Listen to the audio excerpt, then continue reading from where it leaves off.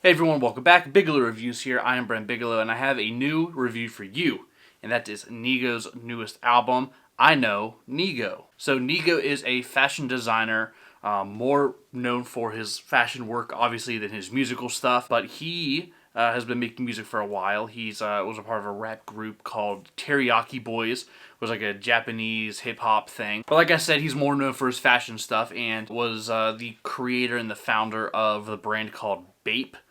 Which is pretty huge in the streetwear industry. He does the Billionaire Boys Club, and then even works on one of my favorite brands, Human Made, along with Pharrell Williams, who those two are a constant collaborators with each other, always kind of circling in the same headspace in the same areas as each other. And honestly, most of the people actually on this project, because this is not necessarily a Nigo album or a Teriyaki Boy album, it's more of like a collaborative thing of all of Nigo's people that have been like collaborators on fashion things with Bape, or like have their own fashion brands, or just are fashion icons as themselves. So you have people like, you have Tyler the Creator on here, who obviously has a golf floor. Pusha T, who has an Adidas deal, also does a lot of stuff with Bape. Pharrell, who's also an Adidas guy, works on Human Made. And you also have like Kid Cudi on here, Lil Uzi Vert, and A$AP Rocky, who are all like Bape collaborators. But yeah, just about everybody on this project who gets like a lot of shine are people that kind of run in the same circles as Nigo, as he plays kind of like a DJ Khaled type role, like bringing all these guys together as like an A&R producer. But throughout the majority of this project, you have Pharrell really taking the reins as like the lead producer, along with a few other people sprinkled in here and there. But just going through the track list and going song by song on here, there's a lot of hits and there's a lot of misses, if we're being completely honest, for an album of this length and of this many artists that are like top tier in their peak right now. The first song on here is Lost and Found Freestyle 2019. This track is actually featuring Tyler the Creator and A$AP Rocky, also known as Golf Wang. The song Potato Salad with them, the two of them together, are one of my favorite tracks. Rocky's part on this song feels straight like 2000s hip hop. It almost sounds like an Outkast type beat, but then like in the middle of the track, the entire thing switches up as Tyler comes in and just lays down like a classic, like modern Tyler type verse. It sounds like something that would be coming straight off of like Call Me If You Get Lost, like his last album, where he's straight up spitting bars. Tyler right now, just in his career path, is very much focused on his rap stuff, more so like his sing-songy projects like he made, like Igor or Flower Boy. He's out here spitting bars and taking names. The next song here, also featuring A$AP Rocky, is called Arya, which is a reference to Arya Stark of Game of Thrones fame. And then one of the verses in the chorus that A$AP keeps repeating over and over, saying like he's adding another name to his list, like Arya, which in the show, like she creates a list of people she has to kill, and then slowly gets the job done in various ways. That's not a spoiler, is it? Well, the show's been out long enough, right? That'd be weird.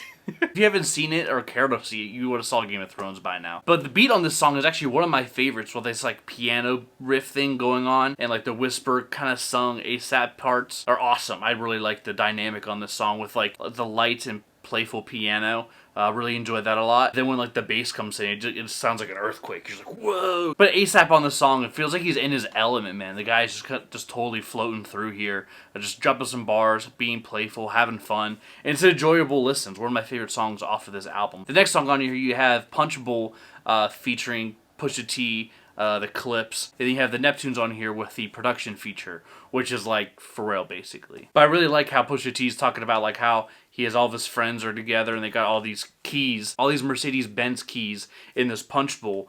And like when you leave the party, you're gonna grab a key and take a car home, which is kind of like a weird thing. I don't want to be comfortable, even if I was rich, to have some stranger driving my Mercedes-Benz.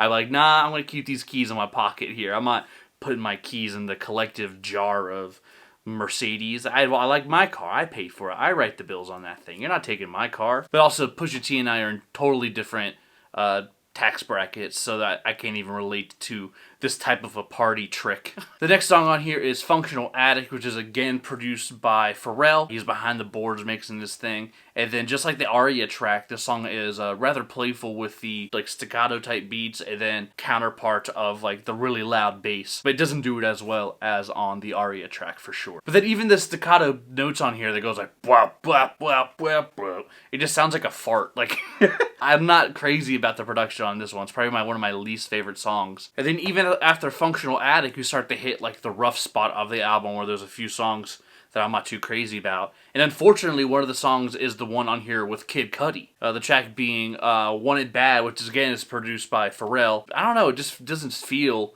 like a really good Kid Cudi track. I listened to it over and over again. It just almost sounds too overblown. When it comes to new Kid Cudi tracks, I think the Sonic 2 like soundtrack song is way better than this one.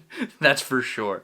Who would have thought? And then like I mentioned previous, there is a Teriyaki Boy track on here, which is basically all wrapped in Japanese, so don't know the lyrics, which is fine. Like, it's cool. But the song called More Tonight, even then, this kind of the production on it feels kind of basic. The next song on here, you have Paper Plates, which is featuring ASAP Ferg, and then also Pharrell, and Pharrell doing the production as well on this one. And again, like, what the hell is Pharrell doing on this thing with the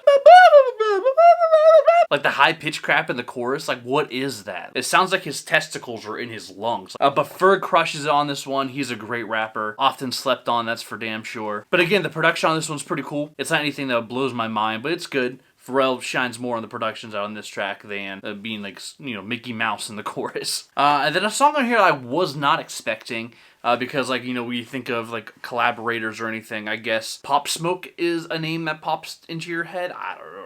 Doesn't make sense to me. But I'm also very much against like kind of milking a person's dead body for money, especially Pop Smoke, because like the last few projects that he's been on, the music he's released has been like after his death, have not been very good. But this one's probably one of the better ones. That's easy to say. The beat was produced by Red Doe Beats. I'm not sure who that is and really haven't heard of him before. At least by name, I'm sure I've heard his music. But the beat on here, it sounds like a great Pop Smoke song. It's good, but like again, like I'm uncomfortable listening to a Pop Smoke song after he's passed, because I just feel like the industry as a whole has like kind of like, you know, sucked the money out of his dead corpse. As vulgar and kind of dark as that is, I don't really like stuff like that. Another Pusha T track on here is Hear Me Clearly, which is another one of my favorite songs on here. The production on it is like super spooky. It really shows that like Pusha T is like straight up in album mode. He's just ready to come out wildin' on a new track and a new album, and this just feels like him, like it's like a warm-up round for him. Like he's taking his warm-up lap around the track, and just to put everybody in last place. So definitely this song is one of the best ones on the entire project. And then surprisingly, this song was actually produced by Kanye West. At least that's what Genius said. I don't want to get in trouble again with, you know, wrong facts according to Genius, but it said Kanye West on here, so I'm rolling with that. Probably the worst song on here.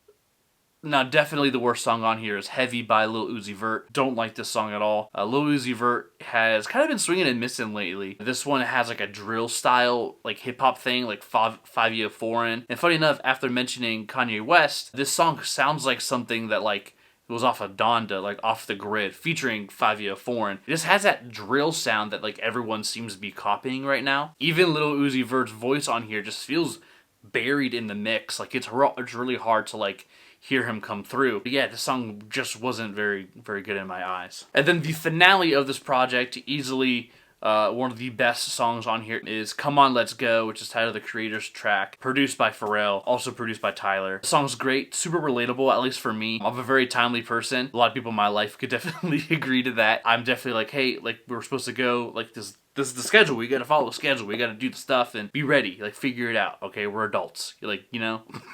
Tyler's really describing a very, like, certain moment in life where, like, you're waiting at the bottom of the steps, like, hurry up. Finish your makeup. Let's go. We got stuff to do. A super relatable track for me. And then even just the production that the two of them put together is, like, a very cinematic feel of a song. Like, probably one of my favorite songs of the year so far. This album for me is a bit of a hit and miss. There's some really high quality tracks on here, and then not so good ones.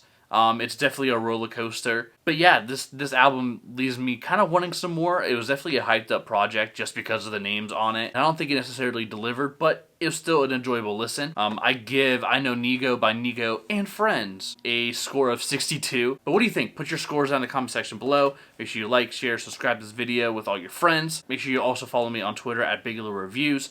And I'll see you guys in the next one. Biggie out.